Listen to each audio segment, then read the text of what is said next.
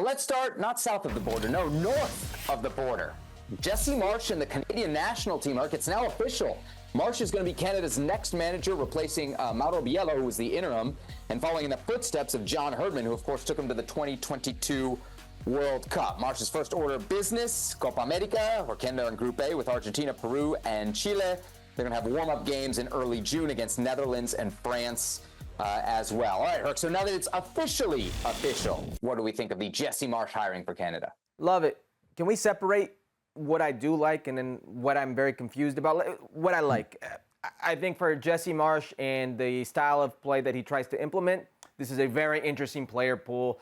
Lots of players that are very competent on the ball, a lot of good skill, but also athletes. They can run, they can press. It's a Jesse Marsch mesh that's waiting to happen that can be very effective, not just in Copa America, but beyond. And looking at that group, I don't think there's anybody that can convince me with the way that Chile is playing, the way that Peru is playing, that Canada rivaling that second place in that group against, Argentina on its own, because it's Messi and Argentina in the United States. But that second place, I don't think is lost upon anybody that they can do something, cause some damage.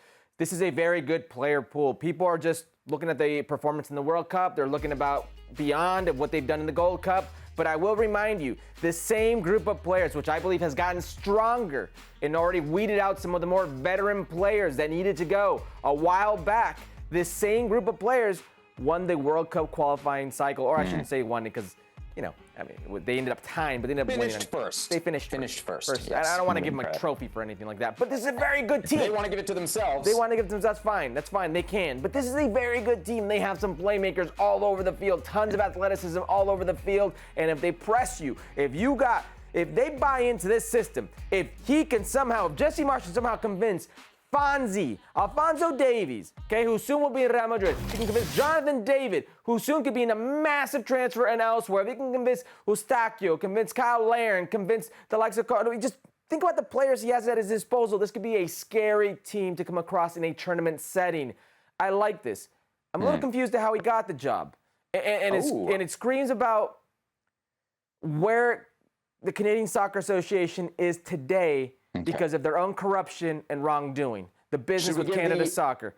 If you want to give context, the context is that the three owners of the Major League Soccer teams that are in Canada pooled money together. They pitched in philanthropy, if you want to call it that, to bring Jesse Marsch in. But it screams of the corruption that's been within Canadian soccer this whole time, where they are so broke, they need people, I should say from abroad, foreign entities. They need money from elsewhere to try to help them to get any type of manager, let alone a manager who, within Major League Soccer circles, was sought after and turned those teams down. Those same owners are helping facilitate this move. You want to hear the official title for the job that he's got? Absolutely. I almost can't do it with a straight face. It's the MLS Canada Men's National Team head coach. Because, yes, to your point, the three Canadian MLS clubs are apparently pitching in. I would just tell you this, Herc. With MLS, there is no charity, okay? If they're giving this to the Canadian Federation to have Jesse Marsch there, it's for a reason. What that reason is, whether it's more control, as we've seen them exercise with the U.S. Soccer Federation, I don't know. But it's not coming for free, okay? Just like that $50 million that U.S. Soccer got for the land in Atlanta and Georgia didn't come for free. There's no such thing as free money. So be careful who you take it from. I'm not as high on Jesse Marsch as you are, just as a manager, right? One thing, I think he's very much a system guy. He likes to play a certain way. I think that's a much better fit for club than country. Just if I was hiring a national team coach, I'd go with somebody who, at least on the surface, was a little bit more flexible. I also think, Herc, if you really start to dig into Jesse Marsch's resume beyond the Red Bull Leipzig, beyond the Leeds failures, which are very evident, he didn't get the job in Europe because he had major success in Major League Soccer. He got the job in Europe because he knew the Red Bull system, and the success he had in Europe has to come with an asterisk because Red Bull Salzburg is, miles ahead of everybody in that league. I think they've won the Austrian Bundesliga like 10, 11 years in a row now.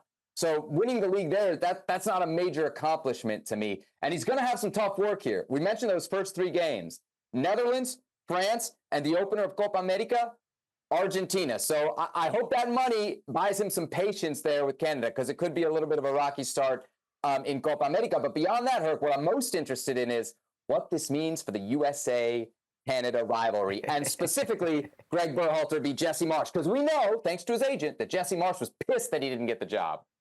We do. Ron Waxman, yes, was very angry and vocal about Jesse Marsch and him not getting the job. And we know that Jesse Marsch was also very vocal about the performance of the U.S. men's national team and the lack of tactical understanding when it came to Greg Berhalter and some of the decisions that he had in the CONCACAF Nations League semifinals and final. The word in Spanish is morbo. There's going to be a lot of people anxiously waiting to see this showdown, anxiously waiting to see some kind of confrontation from these two. I don't know.